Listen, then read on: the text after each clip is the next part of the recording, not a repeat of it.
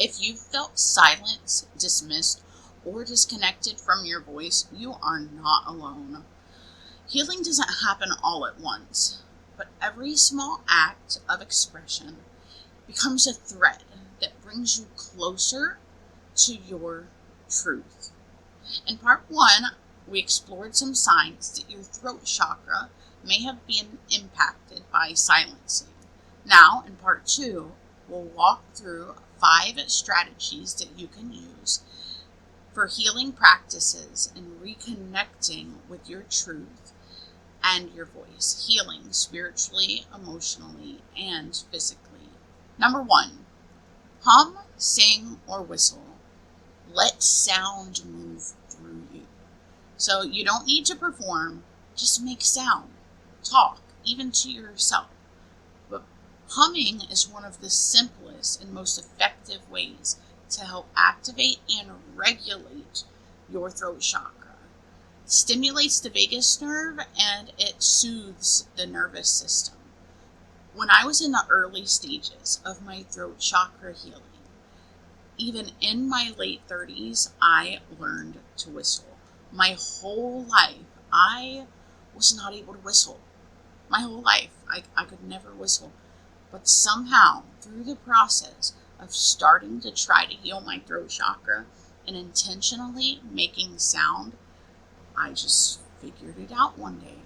Just continuing to practice to whistle. I'm not saying I'm a great whistler, but it helped a lot. You could try humming your favorite melody while you're driving or walking, or even whistle absent-mindedly while you're doing the dishes or cleaning the house. It doesn't have to be deep or intentional. It's yours. The sound is a reclamation, but it also helps you govern. It's a way of letting your body know that you're safe. Number 2, engage your body, especially your hips and your belly. Now, this one works for the sacral chakra too, because as we've touched on a little bit, a lot of the time, blockage in the throat chakra is also connected to blockage in the sacral chakra, particularly if you have experienced shame or trauma around sex and silencing. So if your silencing was connected to those areas of trauma, your sacral chakra may be involved in that freezing.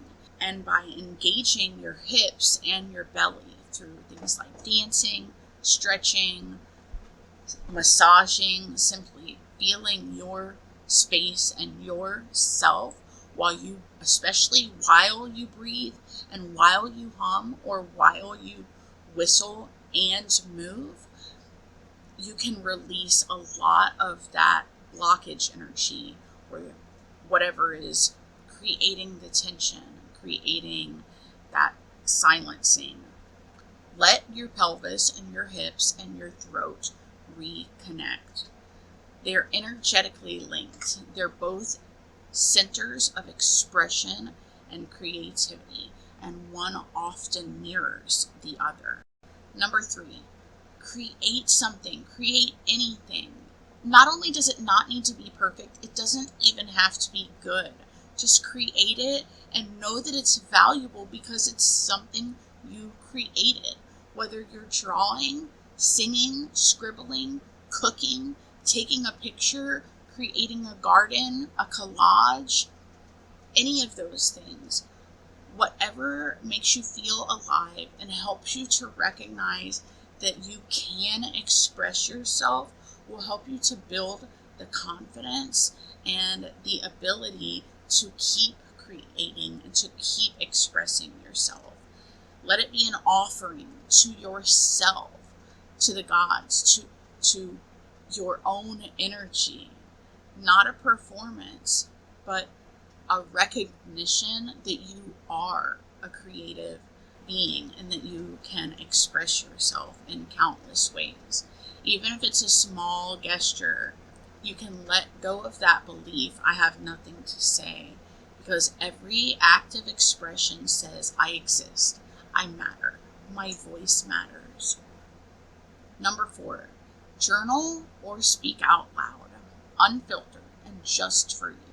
So whether that's in the bathroom mirror or in a notebook that only you will see, let it out. Just speak into the abyss or whatever it is. And you don't need a reply. Just practice saying your truth. Sing in the shower. Whatever wants to rise, let it out. This is not about making sense to others or even to yourself, but you will find that you do make sense to yourself. You'll find that you increasingly understand yourself better, maybe even what you went through, what is causing that blockage. It is about relearning to make space for yourself and relearning your truth. Because when your words are no longer judged or formed for somebody else, you start to rebuild it from within. Number 5, work with a trusted therapist, healer, or space holder. Sometimes silence was your only protection, and unlearning that survival pattern takes real effort.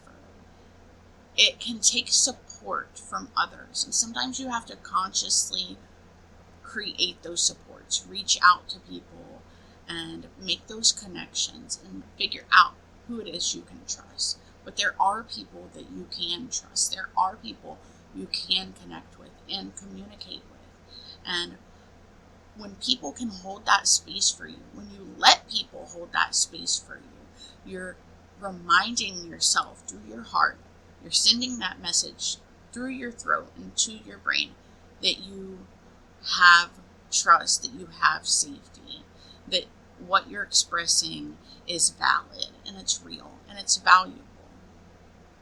Even one safe conversation where you feel truly heard can shift your whole nervous system. You don't have to heal your voice alone. You can let someone witness you as you untangle the knots and that blockage. Healing the throat chakra is rarely loud. It's not always speeches or song. Sometimes it's just one hum, one sentence, one scribbled line in a journal, one whisper into the abyss. But each expression can help you build a bridge and clear that. And before you know it, you will be flowing with expression. You will find the words. You will find the way to let your creativity come bubbling out of you. And it's always brilliant. It's always beautiful, even if it's not perfect. The more that you practice and engage it, the more you're going to be able to recognize it as a beautiful and perfect part of you because it's yours. Let me know in the comments what resonates most with you. Feel free to subscribe for more tools and insights and encouragement. And remember, much love always.